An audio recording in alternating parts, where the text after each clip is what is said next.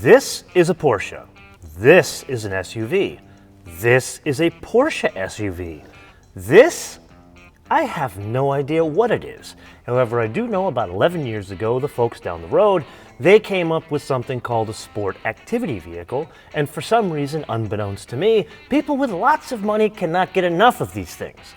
So our job today is to take a look at this equation as interpreted von Zuffenhausen.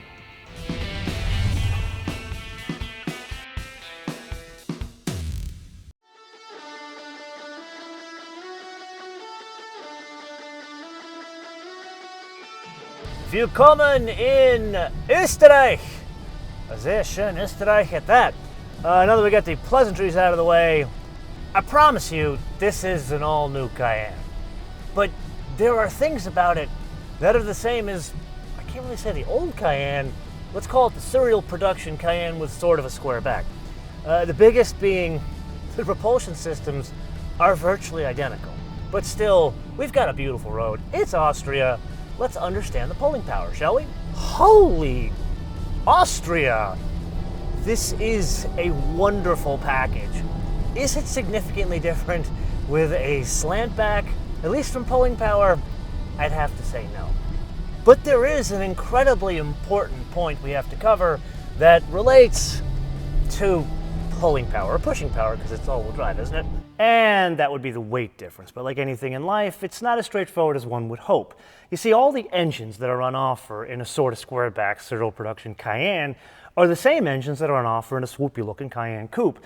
However, if we look at the most basic derivation, the one we're not driving today, it's 81 pounds heavier in Cayenne Coupe form. And the reason is they come with more stuff as a Cayenne Coupe.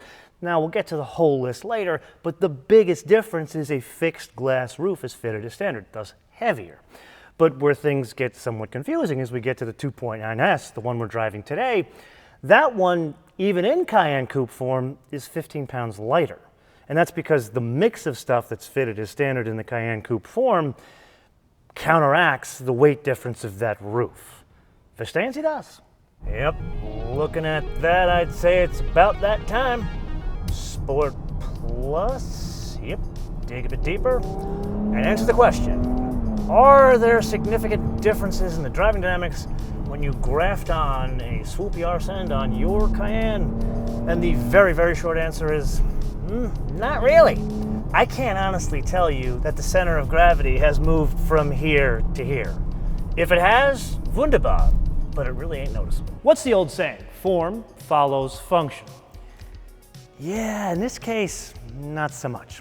You see, I was really fortunate to have a conversation with a man who runs the bodies of all SUVs in the entire Porsche world. And he was kind enough to draw this schematic of both a regular Cayenne as well as a Cayenne Coupe and the aerodynamic effects on said bodies. Now, you see, the designers, they had it really in their minds from the outset, I'd like to point out, when they went to this generation of Cayenne, to put on a very swoopy ass end. But the problem with that is you lose one of the inherent design features of any SUV, which is kind of a free spoiler, which creates downforce onto the rear wheels, which is what you want in a performance vehicle. Well, what they did is they kind of re-engineered the functionality back into the form by putting a spoiler here, which is fixed, and another spoiler here, which is active. But unlike the one on that car, it's bigger, so there's more surface area for the air to push down to create that downforce. It comes up at anything above 56 miles an hour, about 5.3 inches. We've already driven 2 of the 3 brake options on offer. This one is fitted with the carbon ceramic rotors, an incredibly expensive option, and I don't know who would buy them for a car like this, because are you really going to take it to a track? I mean, it works well, but are you really going to take it to a track? Comments below. And we've driven the coated brakes that's fitted to the turbo. Those work quite well, more about maintenance and longevity. But I'm kind of disappointed because I was really looking forward to driving a Cayenne with a standard fitment brakes and see how they work, especially with this one here. And here's the obvious question. Why am I so curious to drive the base brakes on a fancy car? Is it really important? I would argue it's even more important here because of the weight. So consider this a to be continued. So we already covered the weight difference, and aside from the very reasonable attempt at making a Cayenne look like a tall 911 you could share with your friends, what makes a Cayenne Coupe a Cayenne Coupe? Well, the answer, it falls into two buckets. There's dimensions and then there's stuff. Let's start with dimensions. Obviously, the roofline is different. It's 20 millimeters lower. The rear track is 18 millimeters wider. Then the shoulders, the area of the body above the rear wheels just below the daylight opening, that's 18 millimeters wider. And then there's the stuff. We already talked about the sunroof, but to that we add sport seats, sport chrono package, PASM, 20-inch wheels, and then the seating is for 4, not for 5, although it's optional to have the bench seat in the back. There's more, but those are the biggies. Full disclosure, I don't understand the concept of buying an SUV and having less you. But apparently this has become an incredibly popular craze now that even Porsche has kind of caught on to this whole thing. So let's get into that less you.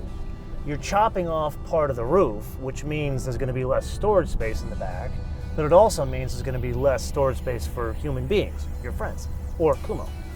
Well, apparently the folks in Zuffenhausen have made a change here. So yes, the roof line is lower, but the seat in the back over a serial production Cayenne with the sort of square back is 1.18 inches lower, which means I am 6 foot tall, I am sitting straight up, and there's still this much space. Granted, this car is not fitted with a sunroof, but this is what you got. Now, even with that, I still don't understand this craze, but apparently they sell like hotcakes. And then there's the elephant in the room. So let's put that to the test.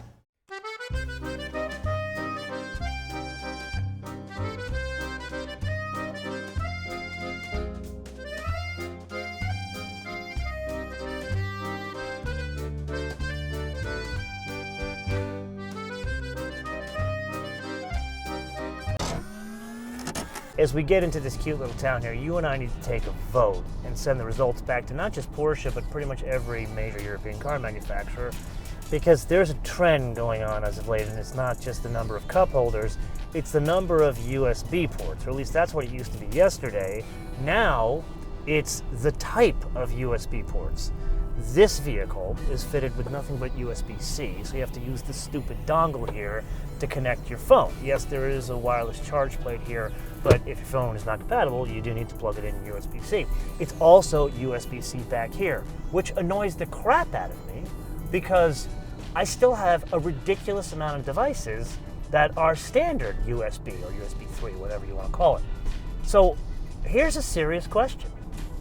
Do you want standard USB in a vehicle, or USB-C, or a mixture of both, or just go with the ridiculous dongle situation that we've got here?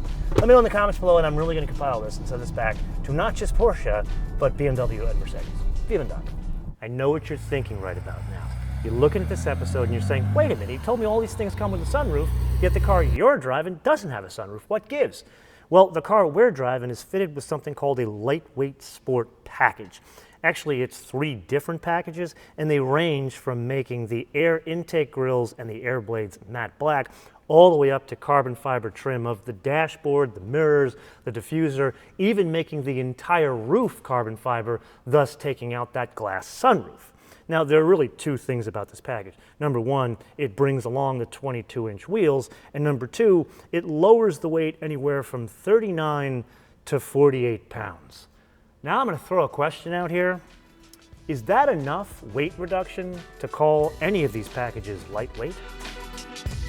Okay, before we get too far down this rabbit hole, let's fully engage the sport suspension. Okay, now we can get into this rabbit hole of 2-wheel steer versus 4-wheel steer. The difference in a Cayenne Coupe to a standard serial production Cayenne with the sort of box rear end, there is no difference in the steering. However, there is one difference with those 22-inch wheels, which is only on offer in the Cayenne Coupe. So there is a difference in the steering between a Cayenne Coupe and a serial production sort of boxy Cayenne. The difference is much more pronounced in the high-speed stability. You only notice it on roads like this when you do the back-to-back. I would argue it makes the driving dynamics sharper, but it's Like, here's the thing, this is like more like a public service announcement to OEMs that build vehicles like this. If you're gonna equip them with such big wheels, with like the diameter of a wagon wheel, why don't you do me the favor and go ahead and make the all-wheel steering standard? Because at that point, it really shouldn't be optional. Let's bring back Kumo's Austrian cousin and this episode's co-star to demonstrate something rather important. You see that fabric interior? You think it's something historical. In reality, it's the reason why you need the lightweight sport package, because that's the only way you'll get it. And it's aptly named Houndstooth. And oh, by the way, in these parts, he's kind of famous. Caesar, he has his own Instagram. Yes, it is indeed that time again to play your favorite game and mine, the options game, with today's contestant, neither one of these Porsches, rather a very fancy one, the 2020 Porsche Cayenne S Coupe, with a base price of $88,600. May I make a suggestion?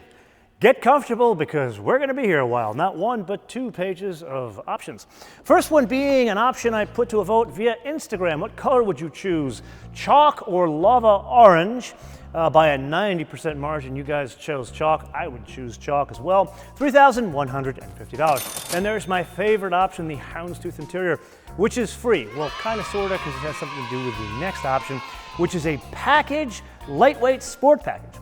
That includes the 22-inch GT wheels, the Alcantara headliner, the Alcantara multifunction steering wheel, which is heated, the carbon fiber trim on the dash, the carbon fiber roof, some of the other trim pieces, Sport Chrono package, and the aforementioned Houndstooth interior, Santa Maria Madre de Dios, $14,400. And move on to the next option, which is also a package, the Performance package, which includes that 3-chamber air ride, very important on these cars. Rear axle steer, super important on these cars. Sport exhaust with the black tips on the exhaust system, that is $4,900. Then thermally and noise insulated glass, I don't know why you need this, $1,120, especially when you consider you just paid extra for the exhaust. Don't you want to hear it? Anyway, then there's the 8-speed Tiptronic S with start-stop function. That is $0, as if you have a choice. Then there's the Porsche dynamic chassis control. Now, this should not be optional on any Cayenne, but it is at $3,590. Then this one has the Porsche composite ceramic rotors, which is $9,080. Put another way, that's about 10% of the base price of the vehicle. Moving on. Then we go to the Porsche Torque Vectoring Plus, $1,500. Then the LED headlamps, which also includes that dynamic light system that Porsche debuted in the Cayenne, $1,540. Auto dimming mirrors, optional in a $90,000 car, $420. Shall we move on to the next page? Then we go to the Park Assist, $1,200. That includes the surround view, the soft closed doors, $780. The head-up display, which I'd like to point out, is standard on a Hyundai. Kind of around $1,720. Night vision, $2,420. Comfort access. That's the thing that you have in your key, like this here, thing here. It doesn't work with this car, but the thing in the key, open the door and it opens without opening or pressing buttons. That's also standard on most Hyundais. That is $640. Adaptive cruise control, $2,000. Ambient lighting, $490. The adaptive sport seats. This is $1,710, but something to point out, this is not optional on the turbo.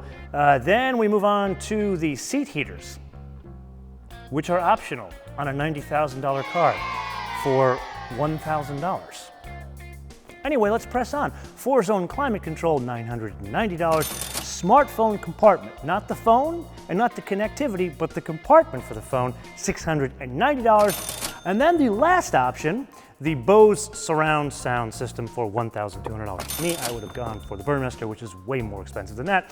Last, delivery processing handling fee for $1,250, which brings us to a total vehicle price of $146,500 for the mid-level Cayenne Coupe. I suggest you belt in for when we do this with a turbo in 2 episodes from now. So it drives like a Cayenne, which is to say an incredibly good thing, but there is one huge noticeable difference from the minute you get behind the wheel. And you're thinking to yourself, okay, the driving dynamics aren't different. The seating position, at least in the front, ain't different. The power certainly isn't different. That's a really good thing. But you really can't put your finger on it until you're in this thing probably an hour. Or in my case, I went from this back to a regular Cayenne.